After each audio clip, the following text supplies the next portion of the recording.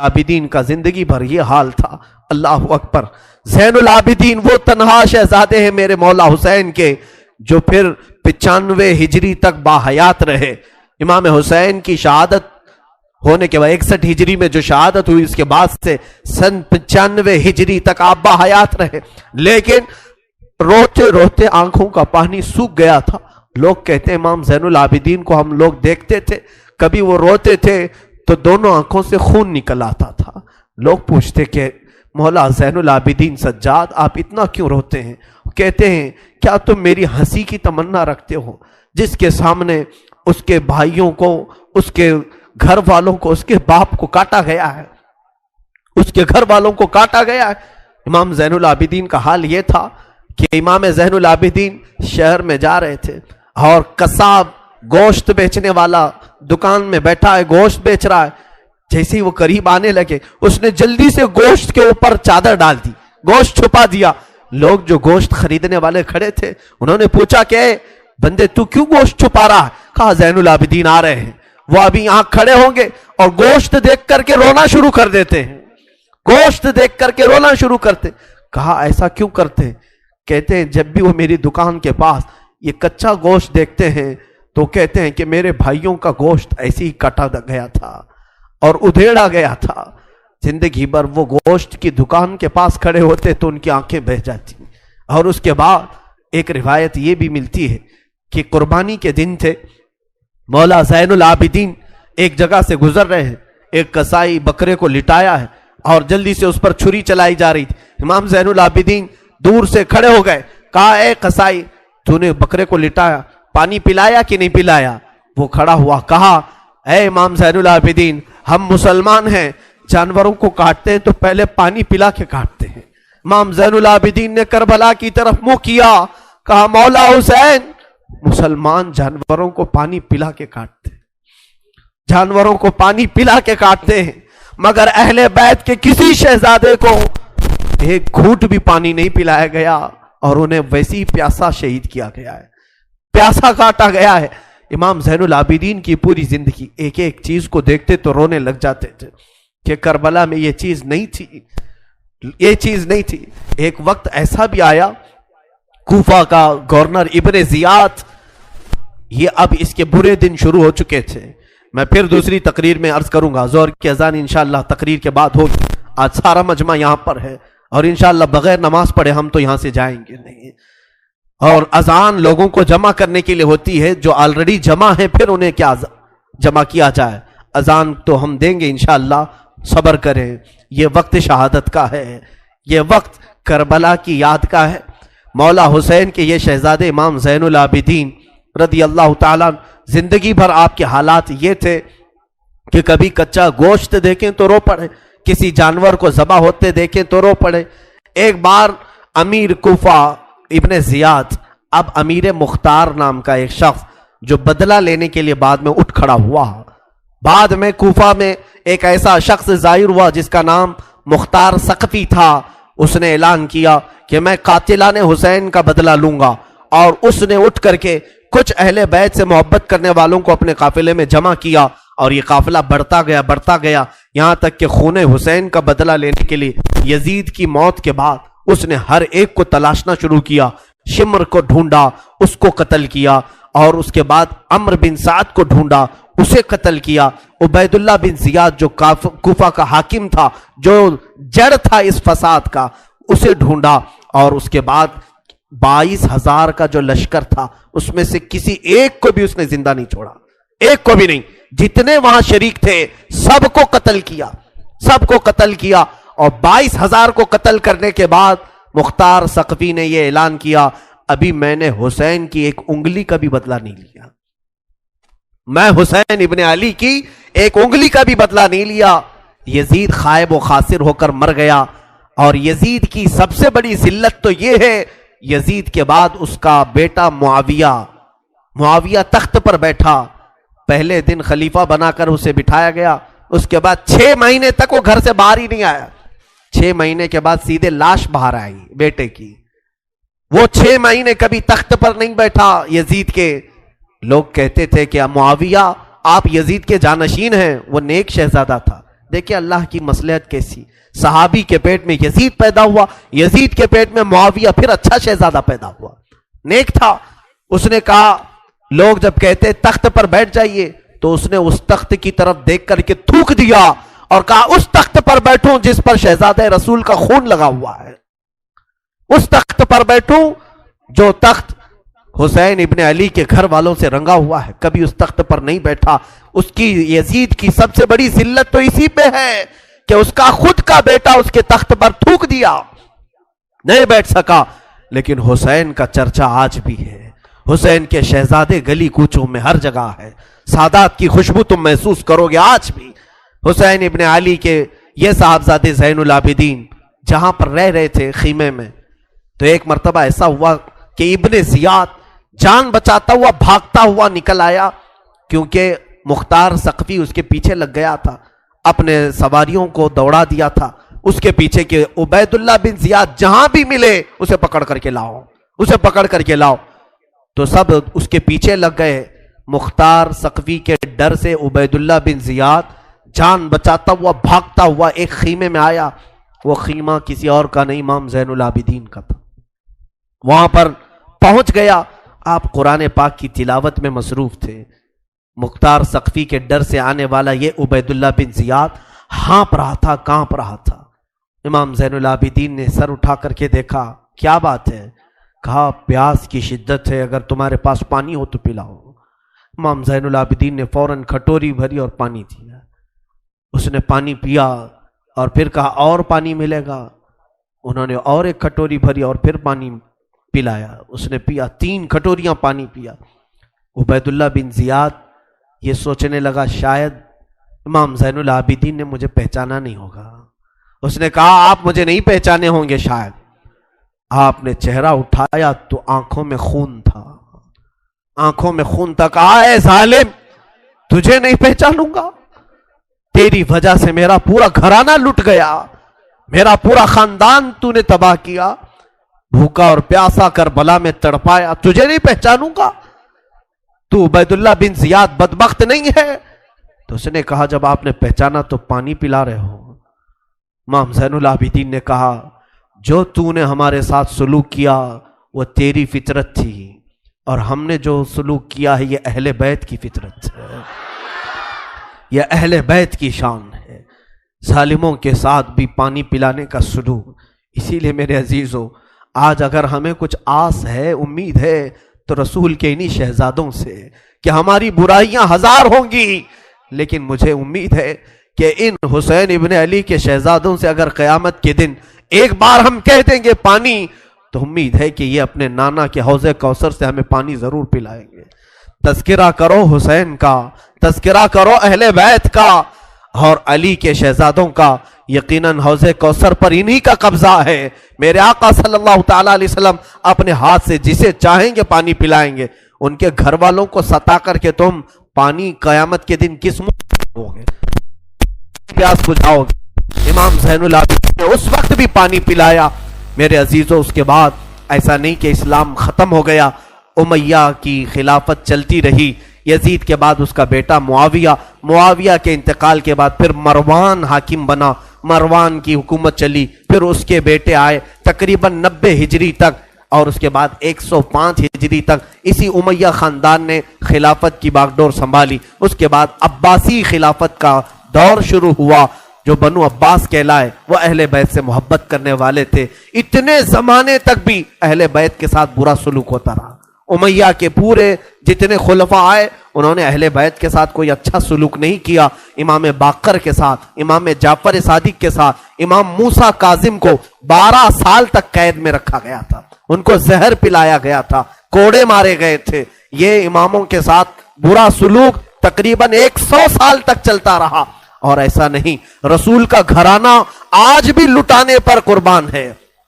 آج بھی اگر کوئی بات آ جائے تو دیکھنا رسول اللہ کی جو اصلی آل ہوں گے, اصلی اولاد ہوں گے, وہ قیادت کے لیے آگے بڑھیں گے اور اپنا سر بھی پیش کریں گے. ہندوستان کی فتح میں سلطان محمود غزنوی کے قافلے میں 2 شہزادے ایسے تھے کہ یہ قلعے کے پھاٹک پر, یہاں جب سلطان محمود غزنوی حملہ کے لیے آتے تھے, ہاتھیوں کو دوڑاتے تھے اور جو قلعہ تھا یا ہندوستان کا جس کو فتح کرنا تھا، اس قلعے کے پھاٹک پر نوکیلے کیل لگے ہوئے تھے، ہاتھیوں کے سروں میں گھس جاتے تھے تو وہ ہاتھیاں چیخ کر کے پیچھے آ جاتی، قلعہ فتح نہیں ہوتا تھا۔ رات کو خواب میں محمود غزنوی نے دیکھا حضور پاک صلی اللہ علیہ وسلم تشریف لائے۔ محمود غزنوی بادشاہ ہے، پوچھا یا رسول اللہ ہندوستان فتح کیسے ہوگا؟ میرے آقا نے فرمایا تیری فوج میں میرے 2 شہزادے ہیں، ان سے مشورہ لے، وہ جو کہیں گے تو اس پر عمل کر۔ صبح اٹھا تو فوج میں دیکھا تو 2 آل رسول تھے، 2 نوجوان تھے۔ حاضر ہوا، کہا آپ میری فوج میں ہیں، میں نہیں جانتا تھا، آپ مجھے مشورہ دیں کہ کیا کرنا ہے۔ جانتے ہو دونوں شہزادوں نے کیا مشورہ دیا؟ پہلے وعدہ لیا سلطان جو ہم کہیں گے اس پر عمل کرنا ہوگا، کہا بالکل عمل کروں گا۔ کہا بات در حقیقت یہ ہے جب تم ہاتھیوں کو دوڑاتے ہو یہ قلعے کا پھاٹک توڑنے کے لیے، اس قلعے پر نوکیلے کیل لگے ہوئے ہیں، وہ ہاتھیوں کے سر میں گھس جاتے ہیں، اس وجہ سے ہاتھی توڑ نہیں پاتے۔ کل صبح جب حملے کے لیے تم ہاتھیوں کو تیار کرو، ایک کام کرنا، ایک ہاتھی کے سر پر مجھے باندھنا، دوسرے ہاتھی کے سر پر میرے بھائی کو باندھنا۔ یہ دونوں شہزادوں نے کہا۔ محمود غزنوی تڑپ گیا، کانپ گیا، قیامت کے دن میں کیا جواب دوں، اور وہ منہ چھپا کر بھاگ آیا۔ دونوں شہزادے باہر آئے اور فوجیوں کو حکم دیا ہاتھیوں کے سروں پر ہمیں باندھا جائے۔ وہ خود انہوں نے ہاتھیوں کے سروں پر اپنے آپ کو باندھا، ہاتھی دوڑائے گئے اور ہاتھی دوڑ کر جیسے ہی قلعے کے دروازے پر ٹکر مارا اور وہ نوکیلے کیل انہی شہزادوں کے سینوں میں ایسے پیوست ہو گئے، اتنی تیزی سے چبھ گئے کہ دونوں کی لاشیں انہی پھاٹک پر لٹکی رہ گئی اور وہ دروازہ ٹوٹ کر کے گر گیا اور ہندوستان میں اسلام کا پرچم لہرایا گیا تھا۔ یہاں پر بھی خون آل رسول ہے۔ میرے عزیزوں، یہ اہل بیت کے دم قدم سے ہم آج اسلام کی بہاریں دیکھ رہے ہیں۔ بنا کر کے لائے گئے تھے بیمار زین العابدین حسین ابن علی رضی اللہ تعالیٰ عنہ کے شہزادے، وہ قیدی بنا کر لائے گئے تھے۔ ایک صحابی وہاں پر حاضر ہوئے، کہا کہ کوئی حاجت ہو تو بیان فرمائیں، ہم آپ کے غم میں شریک ہیں۔ حضرت امام زین العابدین نے کوئی توجہ نہیں کی، یہاں تک کہ ایک سپاہی یزید کا ایسا تھا جو تھیلا بھر کر کے پتھر لے کر چل رہا تھا، تھیلا بھر کر پتھر لے کر چل رہا تھا اور وہ باہر کھڑے ہوئے لوگوں میں پتھر بانٹتا تھا کہ کچھ پتھر تم لوگ برسا ہو۔ ملک شام میں جانے کے وقت کچھ لوگ وہاں صدقے کی کھجوریں پھینک رہے تھے اس اہل بیت کے گھرانے پر، اور کچھ لوگ پتھر برسا رہے تھے۔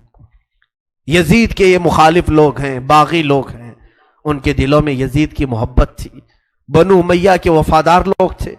اس قافلے پر کچھ لوگوں نے پتھر برسائے، وہ قافلہ اب اور کتنے زخم اٹھاتا، اب ان کو چھوڑا کیا تھا، لوگوں نے سارے زخم تو دے دیے تھے۔ امام زین العابدین نے اس صحابی سے کہا کہ دیکھو یہ پتھر برسا رہے ہم پر۔ اس صحابی نے تلوار کھینچ لی اور اس کو قتل کرنے کا ارادہ کیا، آپ نے منع کیا، رک جاؤ رک جاؤ، اس لیے کہ بہت سارے قتل میں نے اپنے بابا کے دیکھے اور وہاں کوئی بھی اپنی تلوار لے کر ہماری مدد کے لیے نہیں آ سکا۔ امام زین العابدین کا یہ لٹا ہوا قافلہ یزید کے دربار میں لایا گیا اور سر امام حسین کو ایک تشت میں رکھ کر پیش کیا گیا۔ یزید اپنے ہاتھ میں چھڑی لے کر مولا حسین کے لبوں پر مارتا تھا اور کہتا تھا حسین تمہاری جوانی ختم ہو گئی، کاش تم میری بیعت کر لیتے تو تم زندگی سے ہاتھ نہیں دھوتے، اور کبھی میں نہیں چاہتا کہ تمہارا قتل ہو جائے۔ اس نے جھوٹے الفاظ میں لوگوں کو اس طرح ورغلایا۔ سیدہ زینب نے وہاں پر ایک جرأت مندانہ خطبہ دیا تھا، مولا حسین کی سگی بہن یزید کے دربار میں خطبہ دی تھی، اور اس کے بعد پھر یہ اسیران اہل بیت کو یہاں ملک شام میں چند دن ٹھہرایا گیا اور آزاد کیا گیا، مدینہ طیبہ کے لیے رخصت کرنے کا حکم ہوا۔ یہ لٹا ہوا قافلہ مدینہ آیا۔ اللہ اللہ، مدینے کو جب یہ لوگ پہنچے، اہل مدینہ کہتے ہم کو وہ شہادت کی خبر پہلے سے مل گئی تھی، کربلا میں مولا حسین کا قتل ہو چکا ہے، خاندان اہل بیت کے ساتھ برا سلوک ہوا ہے۔ پورا مدینہ سرحد پر آ کر کھڑا ہو گیا تھا، مدینے کے باہر انتظار میں۔ وہاں ننھی سی سغرا بھی تھی، مولا حسین کے کچھ گھر والے بھی تھے، وہ انتظار میں تھے۔ جیسے ہی لوگ مدینہ طیبہ میں داخل ہونے لگے، بیویوں کو دیکھ کر مدینے والے چیخ پڑے، سارے مدینے والے زارو قطار رونے لگے۔ سیدھا یہ قافلہ آیا، बारगाह रसूल में मुस्तफ़ा सल्लल्लाहु अलैहि वसल्लम की कब्र अनवर के पास पहुंच गया और फिर बीबी ज़ैनब वहां खड़े होकर शुरू से लेकर आखिर तक की दास्तान मेरे आका को सुनाने लगी। या रसूल अल्लाह, आपका दोष पर सवार होने वाला शहजादा, आपका महबूब नजर हुसैन बड़े जख्मों से चूर चूर था। या रसूल अल्लाह, वो करबला में लाशें उठाता रहा, प्यासा रहा, भूखा रहा। मदीने के लोग कहते हैं पूरा मदीना सिर्फ जिंदगी में 2 मरतबा सबसे ज्यादा रोया है। एक उस वक्त जब मेरे आका की वफात हुई थी, दूसरा उस वक्त जब अहले बैत का काफिला मदीने में लुट कर दाखिल हुआ था। सारे गमों से निढाल थे, हर कोई परेशान हाल था। बीबी सुगरा नन्ही सी थी, 6 साल की थी। बार बार लिपट करके बीबी ज़ैनब से कहती हैं, वो नन्हा बच्चा कहाँ है अली असगर जिसके साथ मैं खेलती थी, वो कहाँ है, फला कहाँ है। बच्ची के दिमाग में जितने याद थे सबको पूछा करती थी। बीबी ज़ैनब कहती हैं, हर एक के जवाब में जब मैं कहती थी वो भी इंतकाल कर गए। बीबी सुगरा पूछती थी, क्या करबला में मौत सस्ते में मिलती है? जहां आप लोग गए थे मौत बहुत सस्ती है, इतनों को कैसे आपने मौत के घाट उतार दिया? बीबी ज़ैनब के पास कोई अल्फाज नहीं थे। इमाम ज़ैनुल आबिदीन का जिंदगी भर ये हाल था। अल्लाह अकबर। ज़ैनुल आबिदीन वो तन्हा शहजादे हैं मेरे मौला हुसैन के, जो फिर 95 हिजरी तक बाहयात रहे। इमाम हुसैन की शहादत होने के बाद 61 हिजरी में जो शहादत हुई, उसके बाद से सन 95 हिजरी तक आप बाहयात रहे, लेकिन रोते रोते आंखों का पानी सूख गया था। लोग कहते हैं इमाम ज़ैनुल आबिदीन को हम लोग देखते थे, कभी वो रोते थे तो दोनों आंखों से खून निकल आता था। लोग पूछते कि मौला ज़ैनुल आबिदीन सज्जाद, आप इतना क्यों रोते हैं? कहते हैं, क्या तुम मेरी हंसी की तमन्ना रखते हो? जिसके सामने उसके भाइयों को, उसके घर वालों को, उसके बाप को काटा गया है, उसके घर वालों को काटा गया है। इमाम ज़ैनुल आबिदीन का हाल यह था कि इमाम ज़ैनुल आबिदीन शहर में जा रहे थे और कसाब गोश्त बेचने वाला दुकान में बैठा है, गोश्त बेच रहा है। जैसे ही वो करीब आने लगे, उसने जल्दी से गोश्त के ऊपर चादर डाल दी, गोश्त छुपा दिया। लोग जो गोश्त खरीदने वाले खड़े थे, उन्होंने पूछा कि बंदे तू क्यों गोश्त छुपा रहा है? कहा ज़ैनुल आबिदीन आ रहे हैं, वो अभी यहां खड़े होंगे और गोश्त देख करके रोना शुरू कर देते हैं, गोश्त देख करके रोना शुरू करते। कहा ऐसा क्यों करते हैं? कहते हैं जब भी वो मेरी दुकान के पास ये कच्चा गोश्त देखते हैं तो कहते हैं कि मेरे भाइयों का गोश्त ऐसे ही काटा गया था और उधेड़ा गया था। जिंदगी भर वो गोश्त की दुकान के पास खड़े होते तो उनकी आंखें बह जाती। और उसके बाद एक रिवायत ये भी मिलती है कि कुर्बानी के दिन थे, मौला ज़ैनुल आबिदीन एक जगह से गुजर रहे हैं, एक कसाई बकरे को लिटाया है और जल्दी से उस पर छुरी चलाई जा रही थी। इमाम ज़ैनुल आबिदीन दूर से खड़े हो गए, कहा ए कसाई, तूने बकरे को लिटाया, पानी पिलाया कि नहीं पिलाया? वो खड़ा हुआ, कहा ए इमाम ज़ैनुल आबिदीन, हम मुसलमान हैं, जानवरों को काटते हैं तो पहले पानी पिला के काटते हैं। इमाम ज़ैनुल आबिदीन ने करबला की तरफ मुंह किया, कहा मौला हुसैन, मुसलमान जानवरों को पानी पिला के काटते हैं, जानवरों को पानी पिला के काटते हैं, मगर अहले बैत के किसी शहजादे को एक घूंट भी पानी नहीं पिलाया गया और उन्हें वैसे ही प्यासा शहीद किया गया है, प्यासा काटा गया है। इमाम ज़ैनुल आबिदीन की पूरी जिंदगी एक एक चीज को देखते तो रोने लग जाते थे कि करबला में ये चीज नहीं थी, ये चीज नहीं थी। एक वक्त ऐसा भी आया, कूफा का गवर्नर इब्ने ज़ियाद, ये अब इसके बुरे दिन शुरू हो चुके थे। मैं फिर दूसरी तकरीर में अर्ज करूंगा, ज़ोहर की अजान इंशाअल्लाह तकरीर के बाद होगी। आज सारा मजमा यहां पर है और इंशाअल्लाह बगैर नमाज पढ़े हम तो यहां से जाएंगे नहीं। और अजान लोगों को जमा करने के लिए होती है, जो ऑलरेडी जमा है फिर उन्हें क्या जमा किया जाए। अजान तो हम देंगे इंशाअल्लाह, सब्र करें। ये वक्त शहादत का है, ये वक्त करबला की याद का है। मौला हुसैन के ये शहजादे इमाम ज़ैनुल आबिदीन रदी अल्लाह ताला, जिंदगी भर आपके हालात ये थे कि कभी कच्चा गोश्त देखें तो रो पड़े, किसी जानवर को ज़बा होते देखें तो रो पड़े। एक बार अमीर कूफा इब्ने ज़ियाद, अब अमीर मुख्तार नाम का एक शख्स जो बदला लेने के लिए बाद में उठ खड़ा हुआ।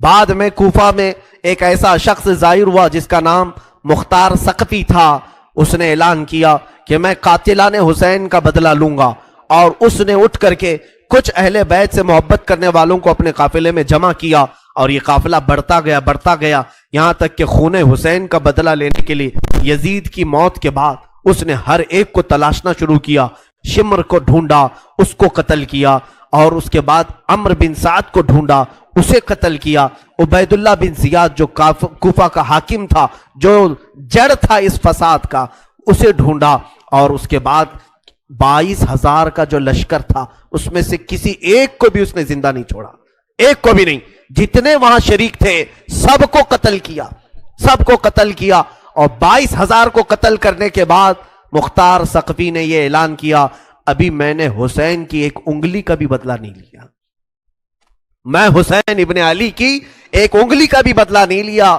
یزید خائب و خاسر ہو کر مر گیا، اور یزید کی سب سے بڑی ذلت تو یہ ہے، یزید کے بعد اس کا بیٹا معاویہ تخت پر بیٹھا، پہلے دن خلیفہ بنا کر اسے بٹھایا گیا، اس کے بعد 6 مہینے تک وہ گھر سے باہر ہی نہیں آیا، 6 مہینے کے بعد سیدھے لاش باہر آئی بیٹے کی، وہ 6 مہینے کبھی تخت پر نہیں بیٹھا یزید کے۔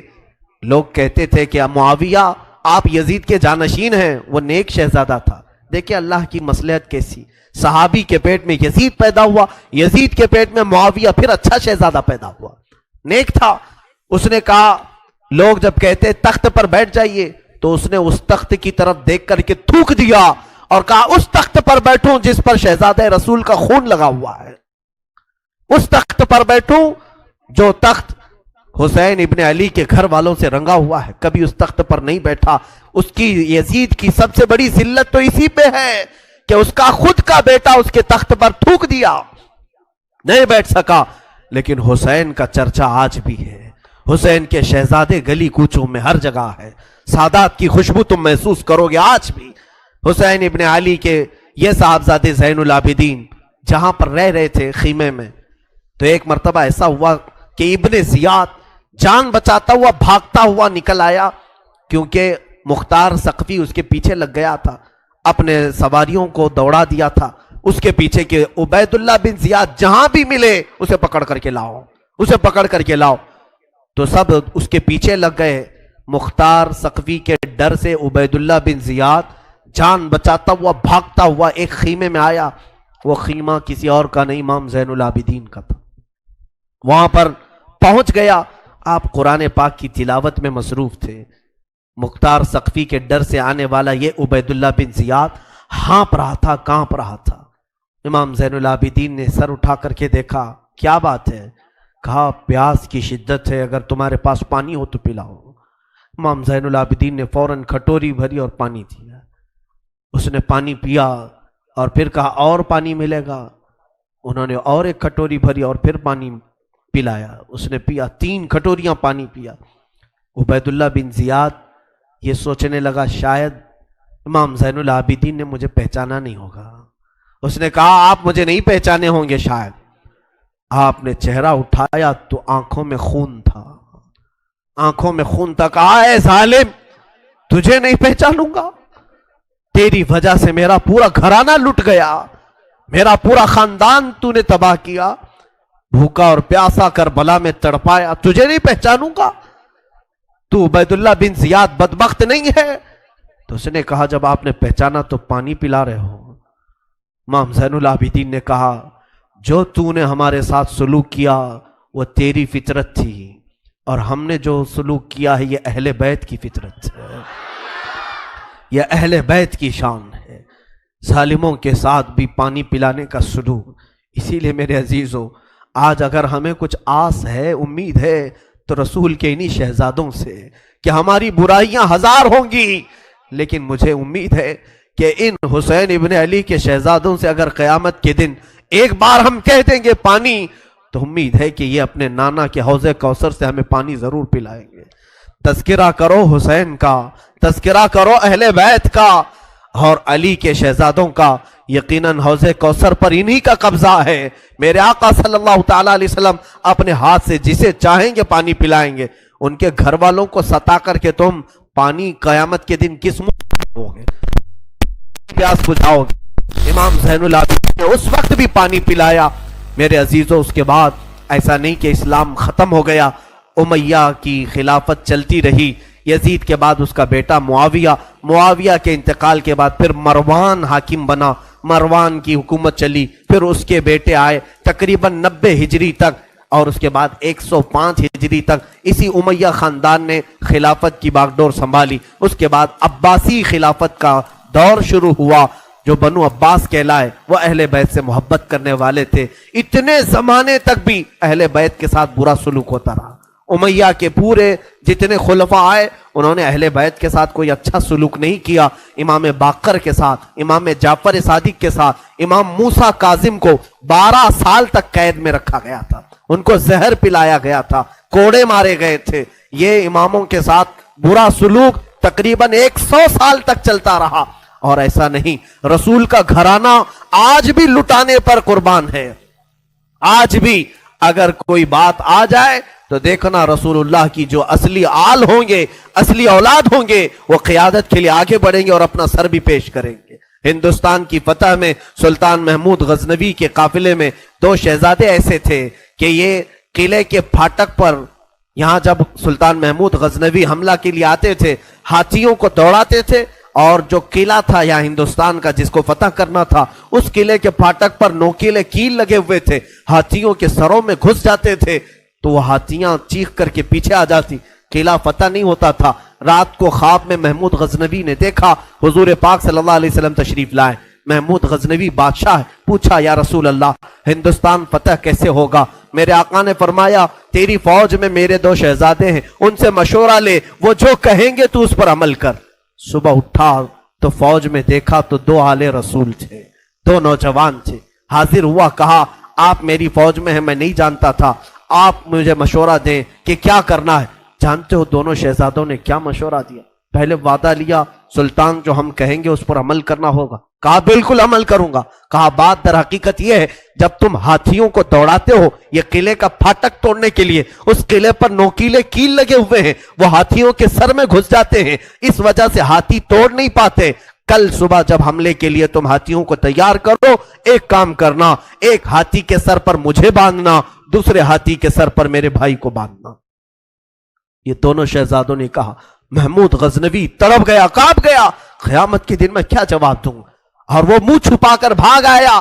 دونوں شہزادے باہر آئے اور فوجیوں کو حکم دیا ہاتھیوں کے سروں پر ہمیں باندھا جائے۔ وہ خود انہوں نے ہاتھیوں کے سروں پر اپنے آپ کو باندھا، ہاتھی دوڑائے گئے، اور ہاتھی دوڑ کر جیسے ہی قلعے کے دروازے پر ٹکر مارا اور وہ نوکیلے کیل انہی شہزادوں کے سینوں میں ایسے پیوست ہو گئے، اتنی تیزی سے چپ گئے کہ دونوں کی لاشیں انہی پھاٹک پر لٹکی رہ گئی، اور وہ دروازہ ٹوٹ کر کے گر گیا اور ہندوستان میں اسلام کا پرچم لہرایا گیا تھا۔ یہاں پر بھی خون آل رسول ہے۔ میرے عزیزوں، یہ اہل بیت کے دم قدم سے ہم آج اسلام کی بہاریں دیکھ رہے ہیں۔ یہ سارا صحرا ان قربانیوں کو جاتا ہے۔ آج ہم نے تذکرہ امام حسین کیا، کچھ ذمہ داریوں کی بات اخیر میں کر جاؤں۔ آج جتنے بھی جوان یہاں حاضر ہیں، میں حسین کا انہیں واسطہ دیتا ہوں، حسین کے لاڈلوں کا واسطہ دیتا ہوں۔ خیرت کرو، اب شرم کرو، اب تمہاری زندگی گزارنے کے وہ طریقے نہیں ہونا چاہیے جس طریقوں پر تم آج جی رہے ہو۔ آج تمہارے چہروں پر نہ حسین کی کوئی علامت ہے، نہ کربلا والوں کی کوئی علامت ہے۔ اے میرے عزیز بچوں، اے میری ماں اور بہنوں، اٹھو، کربلا والوں سے اگر تم محبت کرتے ہو تو آج علم حسین لو، اور علم حسین کا نام مپنجا نہیں بلکہ در حقیقت علم حسین قرآن مجید کا نام ہے۔ تم اپنے ہاتھوں میں اس مصحف پاک کو اٹھاؤ۔ کیا تم نہیں دیکھتے سر امام حسین بھی تلاوت کر رہا تھا جب دمشق کے بازار میں حسین کا سر لایا گیا تھا؟ اس وقت بھی لوگوں نے دیکھا نیزے کے اوپر سے امام حسین کے لبوں سے یاسین مبارکہ کی تلاوت کی آواز آ رہی تھی۔ وہ حسین کٹے ہوئے سر سے بھی جب تلاوت کر سکتے ہیں، تم کیوں تلاوت نہیں کرتے؟ آج قرآن کیوں نہیں پڑھتے؟ قرآن کو کیوں ہاتھ نہیں لگاتے؟ آج ہمارے گھروں میں جو اندھیرا ہے یہ قرآن نہ پڑھنے کی وجہ سے۔ میرے آقا نے سچ فرمایا کہ تم اپنے گھروں کو قبرستان نہ بناؤ۔ جس گھر میں قرآن نہیں پڑھا جاتا اس گھر کو کہا گیا یہاں میتیں رہتی ہیں، یہاں مردے رہتے ہیں۔ کتنے گھروں میں قرآن پڑھا جا رہا ہے؟ مردوں کا گھر بنائے ہو، بچیوں کو بٹھاؤ، بچوں کو بٹھاؤ، قرآن ان کے ہاتھ میں دو, قرآن کی طرف توجہ کرو. اگر ایک بار پھر پلٹ آئی یہ امت تعلیمات اسلام کی طرف, مجال ہے کہ کوئی تمہاری طرف آنکھ اٹھا کر کے دیکھے. میں یہ چیلنج کے ساتھ کہتا ہوں, تمہارے پاس ایمان کی جو دولت ہے پوری دنیا چھان مارو گے, یہ دولت کسی قوم کے پاس نہیں ہے, کسی کے پاس نہیں. تمہارے پاس محبت رسول ہے, تمہارے پاس محبت علی ہے, تمہارے پاس محبت حسین ہے, تمہارے پاس اولیاء کاملین کے کردار ہے, تمہارے پاس ساری علامتیں تبرکات ہیں. تم کیوں پیچھے ہو؟ تمہارا پیچھے رہنا تو افسوس کی بات ہے. آج لوگ تمہیں بزدل بنا رہے ہیں, آج لوگ تمہارے اوپر خوف کا ماحول طاری کیے ہوئے, ڈر کا ماحول طاری کیے ہوئے. شاید یا تم نے دیکھا بھی ہوگا, ہزاروں تقریریں ہیں, میں اپنی تعریف کے لیے نہیں کہہ رہا ہوں, ہزاروں خطبہ ہیں, چند ہی بولتے ہوں گے لوگ, اس لیے کہ خطبہ وائزین مقررین کی زبانوں کو بھی بند کرنے کی کوشش کر رہے ہیں. کتنے تو مجھے بولتے ہیں, یوں نہ بولو مولانا, بہت جلدی گرفتار ہو جاؤ گے, بہت جلدی جیل میں چلے جاؤ گے, حکومت کی تمہارے اوپر نظر ہے, ڈپارٹمنٹ میں تمہارے ریکارڈ ہیں, بہت ساری باتیں ہیں. میرے عزیزوں, ایک طرف میرے پاس یہ امت مصطفیٰ بھولی بھٹکی ہوئی قوم ہے, ایک طرف میرے آقا کی قرآن عظیم ہے اور حسین اعظم کے کربلا کے واقعات ہیں. مجھے بتاؤ, کیا حسین ابن علی کا سامنا قیامت کے دن نہیں کرنا ہوگا؟ کیا ہم جیسوں کو پکڑ کر قیامت میں نہیں پوچھا جائے گا, مولا نے تجھے زبان دی تھی, مولا نے تجھے قرآن کا علم دیا تھا, رب نے تجھے حدیثیں عطا کی تھی, تو نے اپنے حبیب کی امت کے ساتھ کیا سلوک کیا؟ کیا تو انہیں سبحان اللہ اور نعروں میں ہی سلا دیا کرتا تھا؟ اگر قیامت کے دن مجھے یہ سوال ہوگا, میں کیا جواب دوں گا؟ اس لیے میں یہ بہتر سمجھتا ہوں, حق بولنے پر اگر گرفتاری ہو جائے تو میری گرفتاری کوئی معنی نہیں رکھتی, اس لیے کہ مجھ سے کئی لاکھ درجہ گنا بہتر امام زین العابدین جب گرفتار کیے جا سکتے ہیں اور مولا حسین کے گھر والوں کو قیدی بنایا جا سکتا ہے, تو ہماری لاکھوں زندگیاں ان کی قید پر قربان ہوں. ہمیں قید سے ڈر نہیں ہے, ہمیں کوئی گرفتاری سے خوف نہیں ہے, اور ہماری زبانوں کو خریدنے کی کوشش بھی نہ کرو, ہمارے الفاظ کو خریدنے کی کوشش نہ کرو. اے مسلمانوں, میں جو بول رہا ہوں ایک بات یاد رکھنا, اگر لوگوں میں بدگمانی ہے میرے متعلق, بدگمانی کرتے ہو پیسوں کے لیے, مال کے لیے, یا میں اپنی فیلڈ بنانے کے لیے بول رہا ہوں, تم خام خیالی میں ہو. انشاءاللہ میں کس مقصد سے بول رہا تھا اور تم کس مقصد سے سن رہے تھے, آج میں صفائی نہیں دوں گا, کل بروز قیامت رسول اللہ کے سامنے فیصلہ ہو جائے گا, قیامت کے دن فیصلہ ہو جائے گا انشاءاللہ. میرا وجدان یہ کہتا ہے, میں کہاں کھڑا رہوں گا اور تم کہاں کھڑے رہو گے, یہ قیامت کے دن ہی پتا چلے گا, قیامت کے دن پتا چلے گا. اگر میری بات آج آپ تک پہنچتی ہے تو عمل کی طرف آؤ, ہیلے بہانے نہ کرو. مجھے مارنا ہے مار لو, مجھے کوسنا ہے کوس لو, دو چار گالیاں مجھے دے لو اگر دل ٹھنڈا ہوتا ہے. میرے اخلاق برے ہیں, میرے اعمال برے ہیں, ہو سکتا ہے میں نکما ہوں, ہو سکتا ہے میں کم علم ہوں, ساری باتیں مجھے منظور ہیں, لیکن جس چیز کی طرف میں تمہیں دعوت دے رہا ہوں وہ دعوت کو ہلکا مت سمجھو, اس بیان کو ہلکا نہ سمجھو. میں تو تمہیں محبت رسول کی طرف بلا رہا ہوں, میں تمہیں مولا حسین کے کردار کی طرف بلا رہا ہوں, اسے تو نہ کوسو. میں کمتر ضرور ہوں, لیکن جس کی دعوت دے رہا ہوں وہ دعوت کمتر نہیں ہے, وہ دعوت ہلکی نہیں ہے. آؤ, میں ہزاروں نوجوانوں کی آج زندگیوں کو دیکھ رہا ہوں, تمہارے ہاتھوں میں آج دنیا نے کیا پکڑایا ہے, گندے نغمے, گندے موبائل کی فحش تصویریں. تم اسی کو دیکھ کر رات گزار رہے ہو, اسی سے صبح کر رہے ہو, تمہارے کان نغمے سن کر سوتے ہیں اور گانوں کی دھن پر صبح کرتے ہو. یہی اخلاق کل قیامت میں مولا حسین کے سامنے تم کھڑے ہوں گے. حشر کے دن تمہیں رسول اللہ کے سامنے کھڑا ہونا ہے, ان کے بچوں کے ہاتھ میں. ارے 11 سال کا بچہ جب تلوار اٹھایا تھا, تم اپنا موبائل اٹھا کر کے اس کو دکھاؤ گے. میں نے جوانی میں موبائل اٹھایا ہے, انہوں نے تلواریں اٹھائی تھی, کس لیے؟ امت مصطفیٰ کی حمایت کے لیے, شریعت طاہرہ کی حفاظت کے لیے. اس لیے میرا آخری یہ میسج ہے کہ اٹھو وگرنہ حشر نہ ہوگا پھر کبھی. دوڑو کہ زمانہ چال اپنی چل گیا, قوت عشق سے ہر پست کو بالا کر دو, دہر میں نام محمد سے اجالا کر دو. کی محمد سے وفا تو نے تو ہم تیرے ہیں, یہ جہاں چیز ہے کیا لوح و قلم تیرے ہیں. اقبال نے سچ کہا تھا, نہیں تیرا نشیمن قصر سلطانی کے گنبد پر, تو شاہین ہے بسیرا کر پہاڑوں کی چٹانوں پر. آج تم جہاں جی رہے ہو یہ تمہارا مقام نہیں، یہ تمہاری جگہ نہیں۔ اور عورتوں سے بچیوں سے گزارش ہے، ارے اس ننھی سکینہ کو دیکھو جس نے قیدی حالت میں بھی اپنے پردے کی فکر کی ہے، اپنے دوپٹے کا خیال کیا ہے۔ تمہیں آج ساری آسائشیں، ساری نعمتیں ملی ہیں اور بازار میں مٹک مٹک کر کے چلنا، لوگوں کو اپنی زینت کی طرف دعوت دینا، اپنے جسموں کو آشکار کرنا، کیا یہ سکینہ کے اخلاق ہو سکتے؟ فاطمہ کے گھر کے اخلاق ہو سکتے؟ بچیاں توبہ کرو، تمہارا جسم شیطان آوارہ کرنا چاہتا ہے۔ تم نے اگر اپنے جسم کی نمائش کی، لوگوں کی توجہ اور ان کی آنکھیں اپنی طرف مبذول کرنے کے لیے، قسم رب ذوالجلال کی تمہارے جسم کی چمڑیاں فرشتے اس طرح سے چھیلیں گے، اس طرح سے کہ حدیث پاک میں ملتا ہے 1 گھنٹے میں 70 بار چمڑی بدلی جائے گی۔ 1 گھنٹے میں 70 بار۔ ذرا بلیڈ سے چمڑی نکال کر کے دیکھنا، پتا چلے گا چمڑی ادھیڑنے کی سزا کیا ہوتی۔ اگر تم نے اپنے عورتوں کی حفاظت نہیں کی، اپنے سطر کی حفاظت نہیں کی، بڑی سزا میں گرفتار ہو جاؤ گے، بہت بھیانک عذاب میں گرفتار ہو جاؤ گے۔ قیامت کے منظر کو اب چندہ ضرورت نہیں کہ میں اپنی بات کو طویل کروں، میں صرف میسج یہی دینا چاہتا تھا، آج قرآن کو پھر سے عام کرو، آج عہد کر کے اٹھو کہ شریعت مصطفیٰ کو پھر سے ہم قائم کر کے دکھائیں گے۔ اذانیں ہوں گی تو اپنے کاموں میں نہیں، ہم مسجدوں میں سر جھکانے کے لیے آئیں گے، اس لیے کہ مولا حسین تلواروں کی جھنکار میں جب سجدہ کر سکتے ہیں تو آج ہمیں نعمتوں میں اللہ کھلا رہا ہے، پلا رہا ہے، سلا رہا ہے، کیوں ہم بستر چھوڑ کر ایک بار مسجد نہیں آ سکتے؟ ہم اپنی دکان چھوڑ کر مسجد نہیں آ سکتے؟ ہم اپنا کام چھوڑ کر مسجد نہیں آ سکتے؟ میرے عزیزو، اگر مسجد نہ ملے، جہاں میسر ہو سجدہ کر لو، جہاں موقع ملے اپنی نماز کمپلیٹ کر لو، اس لیے کہ قیامت کے دن یہ اگر تمہاری کچی رہی تو سارے معاملات میں پھنس جاؤ گے۔ جس کی نمازیں نکل گئی پھر وہ ہر چیز میں نکل جائے گا انشاءاللہ العزیز۔ آخر میں انشاءاللہ العزیز اذان کے بعد میں 2 چند آپ کے سامنے اعلانات پیش کروں گا۔ بارگاہ الہی میں دعا ہے، مولا کریم کہنے سننے سے زیادہ عمل کی توفیق عطا فرمائے۔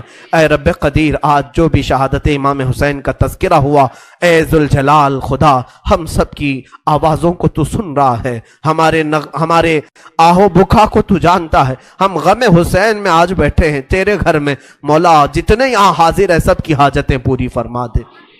مولا جتنے سن رہے ہیں، خواتین، بچے، بچیاں دور دراز سے جو اس پروگرام کو سن رہی ہیں، شامل ہیں، مولا ان سب کو بھی ہم دعاؤں میں شامل کرتے ہیں۔ مولا حسین کی برکتیں ان سب کو بھی عطا فرما۔